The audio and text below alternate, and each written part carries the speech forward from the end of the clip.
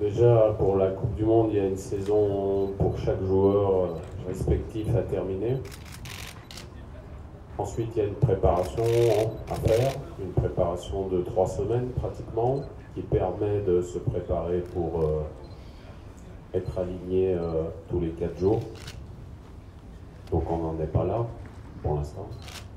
Aujourd'hui, les joueurs de l'effectif sont capables d'aligner 2 matchs de suite, mais moi j'ai des choses à voir. Donc, comme je vous l'ai annoncé dès vendredi soir, et je vous le redis encore dès maintenant, il y aura beaucoup de changements, parce que ça doit me permettre d'évaluer encore certains joueurs, pour certains les voir pour la première fois. Donc voilà, c'est à eux d'être au rendez-vous. C'est à nous d'être au rendez-vous parce que c'est une mission collective.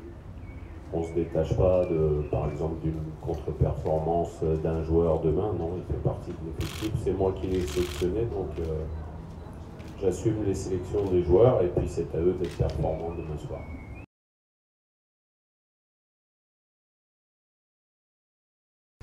Il y a beaucoup de choses. Il y a beaucoup de choses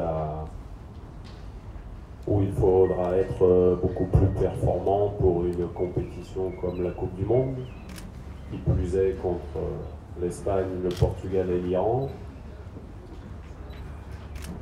Il y a des caractéristiques du football de haut niveau qui sont très importantes.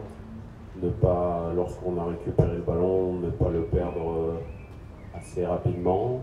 Il y a des zones cruciales où on ne doit pas perdre le ballon parce que on sait très bien que des équipes de ce niveau vont vous presser de suite dès que vous récupérez le ballon. Donc c'est là où il va falloir être très intelligent et puis il va falloir être très au point tactiquement parce que c'est une marche supérieure par rapport à ce qu'on peut avoir comme match en Afrique.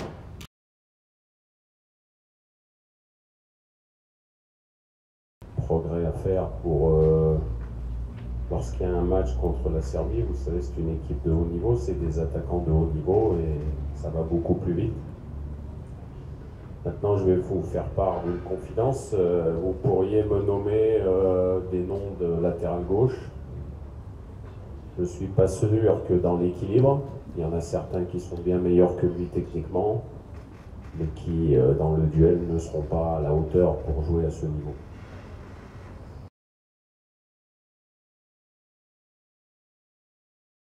Je ne sais pas si cette annonce est une bonne annonce. Donc pour l'instant, je ne vais pas me prononcer sur ce que vous venez de me dire parce que je ne suis pas sûr que ce soit réellement les adversaires contre lesquels on va jouer. Peut-être un des deux, mais pas les deux. Donc comme je vous l'ai dit vendredi soir, la Fédération royale marocaine de football se chargera de vous annoncer les 3 matchs de préparation quand les contrats seront signés, que tout sera à 100% OK. Tant qu'il n'y a pas la signature des 2 fédérations et les accords des 2 parties à 100%, on ne peut pas dire que le match est sûr d'avoir lieu.